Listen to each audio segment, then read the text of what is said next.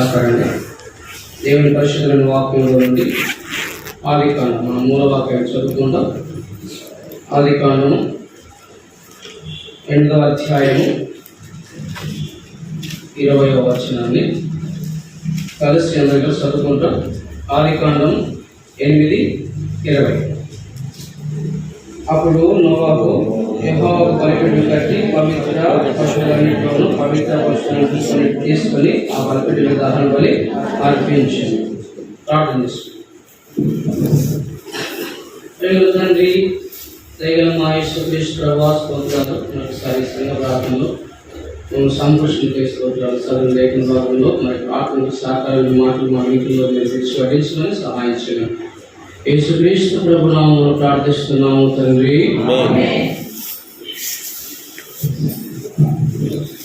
గత కొద్ది దినాలుగా బలిపీఠం గురించి ధ్యానిస్తున్నాం. బలిపీఠము ప్రార్థనకు సాదృశ్యం. బలిపీఠము ఒక ఆత్మీయ జీవితానికి, ఒక మండుచున్న ఆత్మీయ జీవితం అంటే దేవుని కొరకు ఫలించే మండుచున్న ఆత్మీయ జీవితానికి సాదృశ్యంగా మనం చూస్తూ ఉన్నాం. గత వారంలో బలిపీఠంలో అగ్ని మండాలి, బలిపీఠంలో అగ్ని ఉండాలంటే పడిపోయిన బలిపీఠాన్ని, కూలిపోయిన బలిపీఠాన్ని బాగు చేసుకోవాలి. ఎప్పుడైతే పడిపోయిన బలిపీఠాన్ని బాగు చేస్తూ వచ్చాడో ఆ బలిపీఠం మీద అగ్ని మండుస్తూ వచ్చింది. కాబట్టి పడిపోయిన బలిపీఠాన్ని కట్టబడినప్పుడు అగ్ని దిగి వస్తుంది, బలిపీఠం మండొచ్చు. కాబట్టి మన జీవితాలు కూడా ఆ విధంగా ఉండాలని గత వారంలో మనం చూసుకోవచ్చు. ఈ దినమున బలిపీఠం కట్టబడింది, బలిపీఠంలో అగ్ని మండొచ్చు. అయితే బలిపీఠం మీద అర్పించబడిన అర్పణ గురించి మనం ధ్యానిస్తాం. బలిపీఠం మీద అర్పించే అర్పణలు 2 రకాలు ఉంటాయి. ఒకటి ఏమిటంటే యజ్ఞములు, రెండవది యాగములు, రెండవది ఏమిటంటే నైవేద్యం. బలిపీఠం మీద అర్పించే అర్పణలు యాగము, నైవేద్యం. ఈ 2 అర్పణలు దేవునికి అర్పించేవారు ఇశ్రాయేలు ప్రజలు. ఈ దినం ఏమిటంటే అర్పణలో రెండోదైన నైవేద్యం గురించి మనం ధ్యానిస్తాం. నైవేద్యాన్ని దేవునికి ఎందుకు అర్పిస్తారు? కారణం ఏమిటి? చూడండి, ఆదికాండం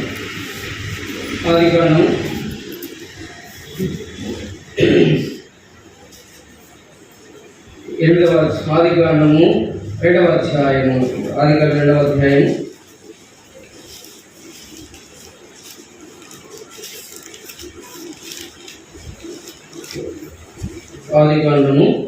4వ అధ్యాయం, క్షమించండి, 4వ అధ్యాయం 3వ వచనం చదవండి. కొంతకాలమైన తరువాత కయ్యూను పొలము పంటలో కొంత యెహోవాకు అర్పణగా తెచ్చెను. కయ్యూను పొలము పంటలో కొంత యెహోవాకు అర్పణగా తెచ్చెను. కాబట్టి నైవేద్యం అనేది ఏమిటంటే ఫలించిన పొలంలో, పండిన పొలంలో సమర్పించడాన్ని నైవేద్యం అంటారు. బలిపీఠం మీద అర్పించే అర్పణలు 2 రకాలు. ఒకటి యజ్ఞము, రెండవది నైవేద్యం. ఈ నైవేద్యం అనేది ఏమిటంటే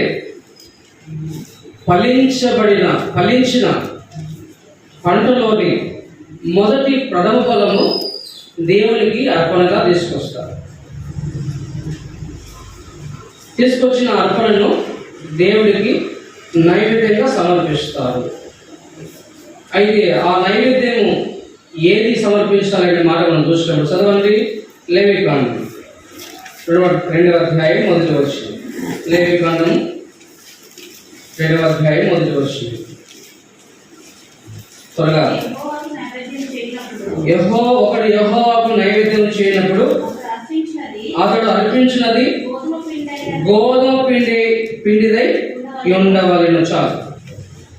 యెహోవాకు ఎవరైనా నైవేద్యము అర్పించాలి అంటే అది ఇదేందై ఉండాలట?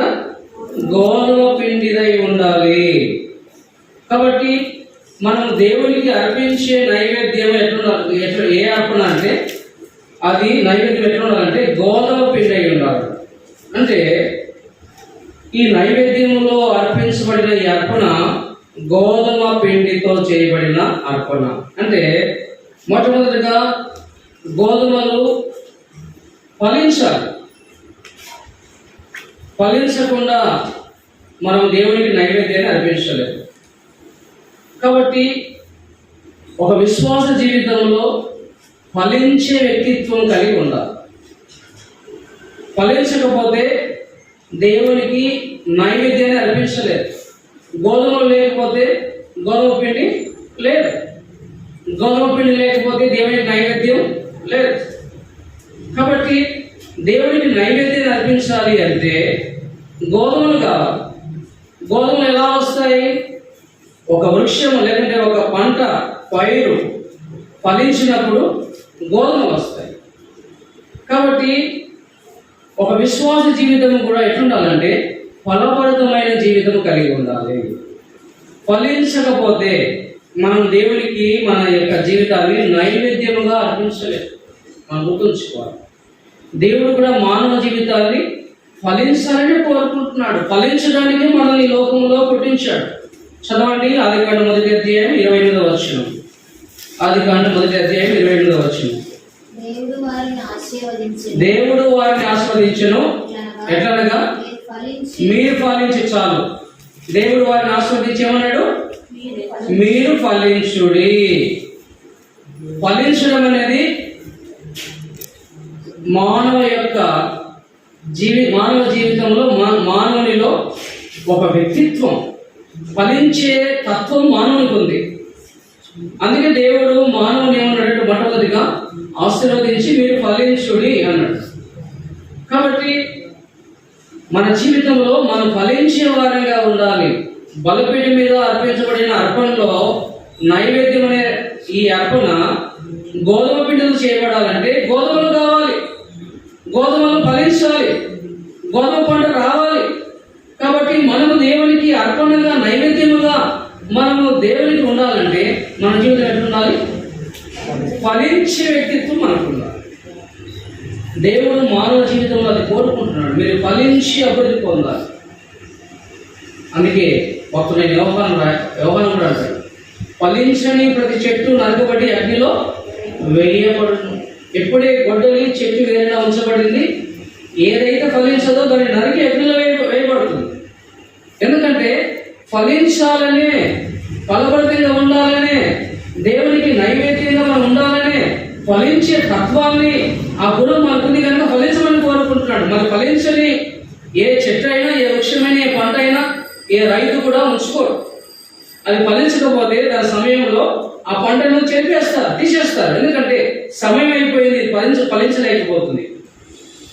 మనం కూడా దేవుడు మనల్ని ఎందుకు ఫలించుకుంటున్నాడు అంటే దేవునికి నైవేద్యం, దేవునికి నైవేద్యంగా మన జీవితం ఉండాలని, నైవేద్యంగా మనం మార్చబడటానికి మొట్టమొదటిగా మనం ఫలించే వారిగా ఉండాలి.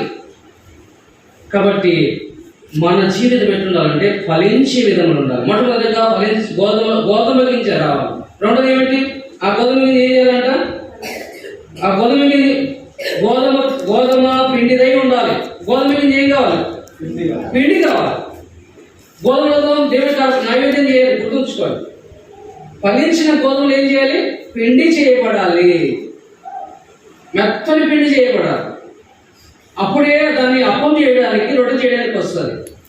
ఈరోజు మనం ప్రతి ఆదివారం కూడా మన ప్రభు అయిన యేసుక్రీస్తు వారు మన కొరకు ఈ లోకానికి ఫలించడానికి వచ్చి ఆయన ఏమైనాడంటే మన కొరకు అప్పముగా మార్చబడుతూ వచ్చాడు. అంటే అప్పముగా మార్చబడాలి, మెత్తని పిండిగా మార్చబడాలి. ఏం చేయాలి? నలకొట్టబడాలి. నలకొట్టబడకుండా అది అప్పముగా మార్చబడదు, పిండిగా మార్చబడదు. అందుకే మనము యేసుక్రీస్తు ప్రభువును జీవాహారంగా ఆయన శరీరాన్ని భుజించడానికి మన కొరకు ఆయన ఏం చేశాడు? నలగొట్టబడుతూ వచ్చాడు. చదవండి యెషయా గ్రంథం 53వ అధ్యాయము. యెషయా గ్రంథం 53వ అధ్యాయం 10వ వచనం చదవండి. సమస్త జనముల కనుల ఎదుట అతని నలగొట్టుటకు యెహోవాకు ఇష్టమైన. ఎందుకు యేసుక్రీస్తు ప్రభు నలగొట్టాలి? యేసుక్రీస్తు ప్రభు నైవేద్యముగా అర్పించబడుతూ వచ్చాడు. మొట్టమొదటిది ఏమిటంటే దేవునికి తన జీవితాన్ని మనకు కూడా ఆయన ఒక అప్పముగా ఆహారముగా సమకూర్చబడుతూ వచ్చాడు. యేసుక్రీస్తు ప్రభు మన కొరకు నలగొడను పడుతూ వచ్చాడు. ఎందుకంటే ఆయన నైవేద్యంగా మార్చబడ్డాడు. దేవునికి నైవేద్యం. బలిపీఠం మీద 2 అర్పణలు కంపల్సరీ ఉండాల్సిందే. యాగం ఉండాలి, నైవేద్యం ఉండాలి. అప్పుడే దేవుడు ఆగ్రహిస్తాడు, అప్పుడే దేవుడు స్వీకరిస్తాడు.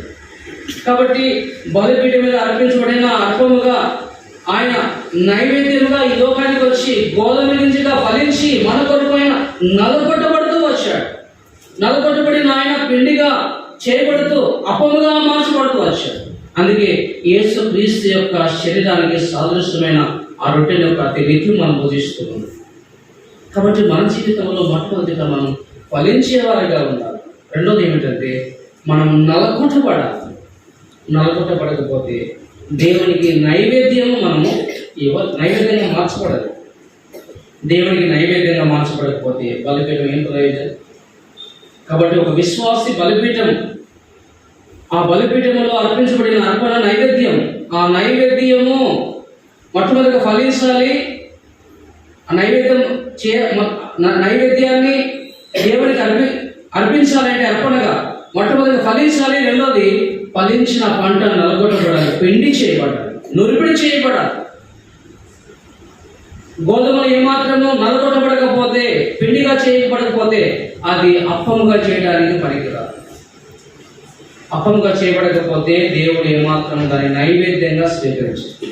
కాబట్టి ఫలించకపోతే దేవుడు మన ప్రార్థన అంగీకరించాడు. ఫలించే వారి యొక్క ప్రార్థన దేవుడు ఆలోచిస్తాడు. ఫలప్రదమైన జీవితం జీవించినప్పుడు నీ ప్రార్థన దేవునికి ఇంపుగా సొంపుగా ఉంటుంది. రెండోదిగా మన జీవితము నలగొట్టబడిన జీవితము దేవునికి ఇష్టముగా ఇంపుగా ఉంటుంది. విరిగిన హృదయం దేవునికి ఇష్టమైన బలి. కాబట్టి మనం దేవునికి నైవేద్యముగా ఉండాలి అంటే మనము నలగొట్టబడి అప్పముగా మార్చబడాలి. అంటే నలగొట్టబడినప్పుడు గోధుమ గింజ యొక్క రూపం కనపడుతుందా?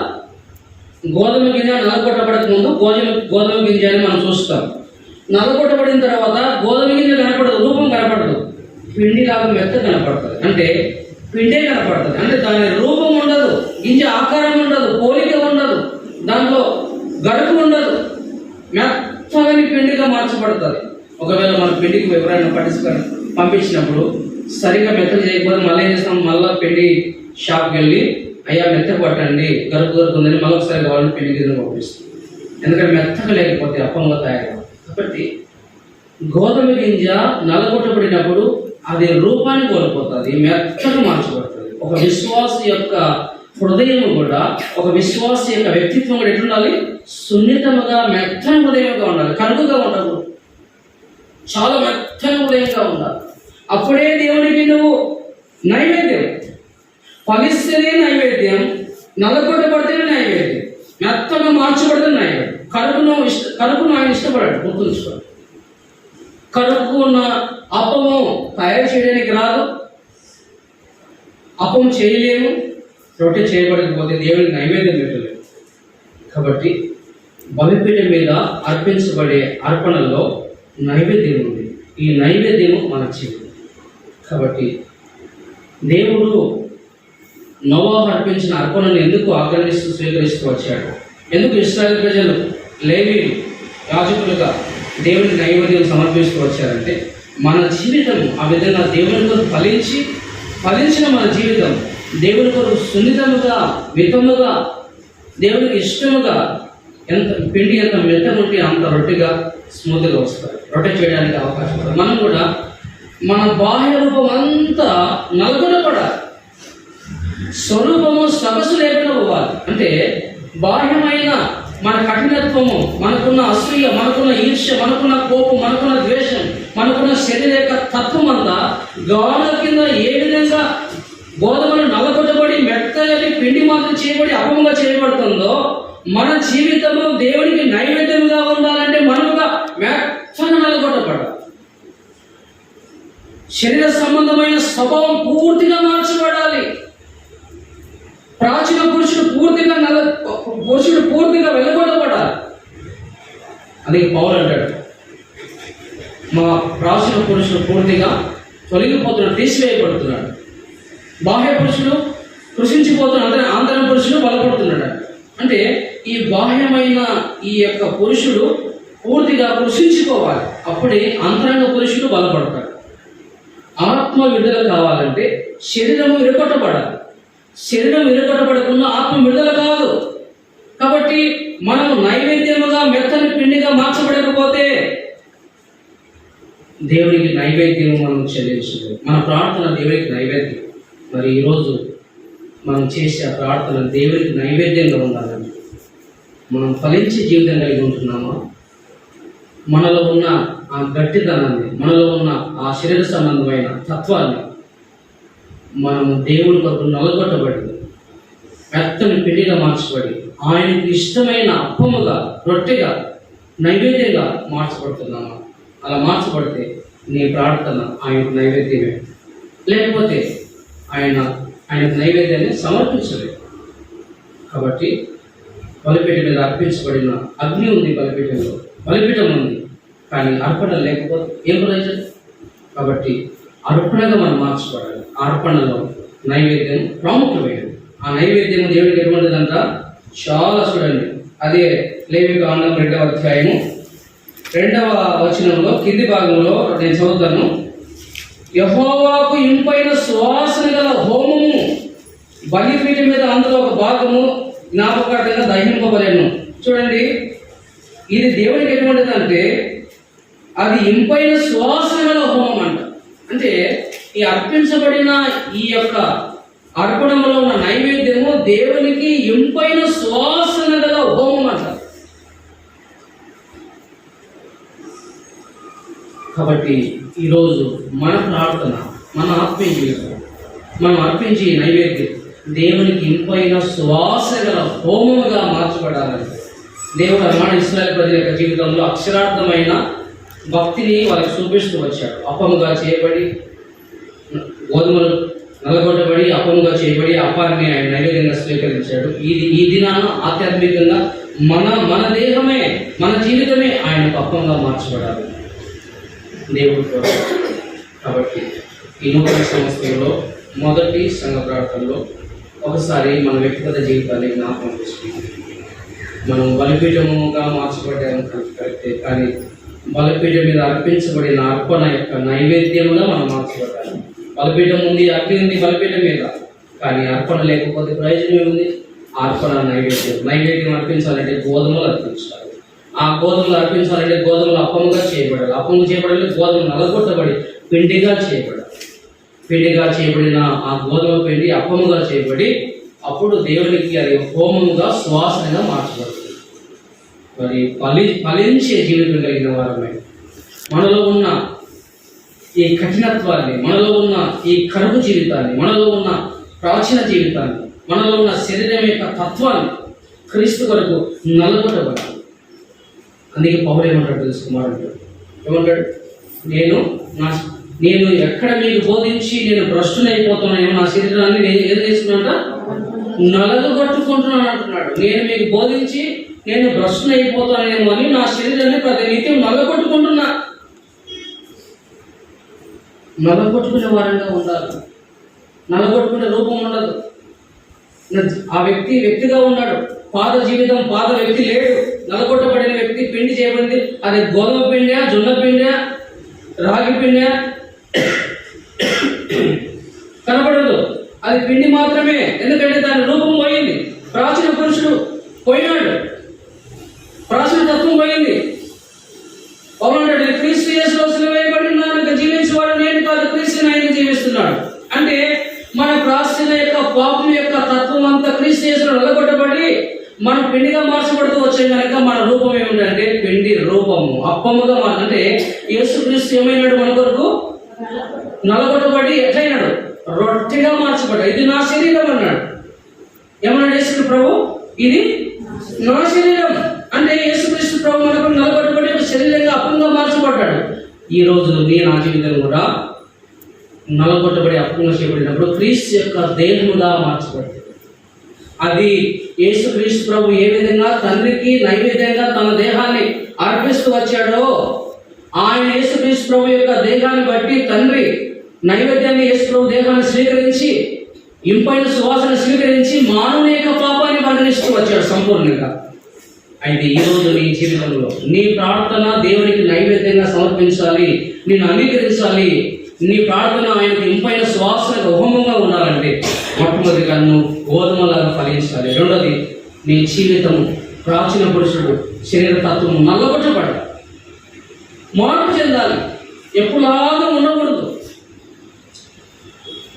గత జీవితంలో ఉన్నట్టుగా, గత జీవితంలో మాట్లాడినట్టుగా, గత జీవితం తలంచినట్టుగా, ఆలోచించినట్టుగా మనం అలాగే ఉండకూడదు. మన జీవితంలో మార్పు చెందుతూ రావాలి, రూపాంతరం పొందుతూ రావాలి. మార్పు లేకపోతే ఏం ప్రయోజనం? ఆలోచన చేయాలి. మార్పును దేవుడు కోరుకుంటున్నాడు, మార్పు లేకపోతే ప్రయోజనం లేదు. కాబట్టి మన జీవితము దేవునికి బలిపీఠముగా, హోమ బలిగా అర్పించి నైవేద్యముగా మార్చబడాలంటే, దేవుడు మన ప్రార్థన జీవితాన్ని అంగీకరించాలంటే మనం ఫలించాలి. ఎందుకు ఫలించలేకపోతున్నాం? చెప్పండి. ఫలించకపోవడానికి కారణం ఏంటి? ఎందుకు ఫలించలేకపోతుందంటే లోతైన జీవితం లేక. ఎంత లోతుగా ఉంటే అంత ఫలిస్తుంది. సరైన నీరు లేక, సరైన వ్యవసాయ ధరలు లేక, ఎంతోమంది ఉపమానాలు చెప్తూ వచ్చాడు. కొన్ని ఫలించాయి, కొన్ని ఫలించి ములకంపులు అడ్డుకున్నాయి, కొన్ని రాతి నిలబడ్డాయి. రాయి ఉంటే ఫలించదు, గడుపును ఫలిస్తుందా? గడుపు ఉంటే రాయి ఉంటే ఫలించలేదు, ఎందుకంటే వేరు లోతు లేదు కనుక ఫలించకుండా ఆగిపోతుంది. కొన్ని ఫలిస్తాయి కానీ ముళ్ళకంపులు అడ్డుకొచ్చి ఫలించకుండా అణిసివేస్తాయి, పెరుగుతాయి. ఫలించే సమయానికి వచ్చి దాన్ని ఏం చేస్తాయి? ఆపుతాయి. అవి లోక సంబంధమైన విచారాలు మనల్ని అర్థం చేస్తాయి. కాబట్టి మనం ఎందుకు ఫలించలేకపోతున్నాం అంటే గడుపు లాంటి కఠినమైన హృదయం మనకుంది, ఈ లోక సంబంధమైన విచారాలు మనకున్నాయి, ఫలించకుండా ఉండడానికి. కొన్ని దున్నని భూమిలో త్రోవ పక్కన పడ్డాయి, అందుకే పక్షులు వచ్చి ఎత్తుకుపోయాయి. కాబట్టి ఈ మధ్యాహ్న వేళలో ఒకవేళ మనం ఫలించకుండా ఎటువంటి విధానంలో మనం ఫలించలేకపోతున్నామో మనం ఒకసారి జ్ఞాపకం చేసుకో. రాత్రి నెలలో ఉన్నామా? త్రోవ పక్కన పడిన వారిగా ఉన్నామా? లేకుండా ఫలించకుండా ముళ్ళ కంపలు అడ్డుగా ఉంటున్నాయా? జ్ఞాపకం చేసుకొని ఫలించామనుకో, ఫలించినది అది మెత్తగా చేయబడాలి, పిండిగా మార్చబడిన అప్పం దేవునికి నైవేద్యంగా ఆయన స్వీకరించాలి. అటువంటి కృప మనందరి దేవుడు దయచేయండి. ప్రార్థన చేసుకుందాం, మోకరించుకుందాం.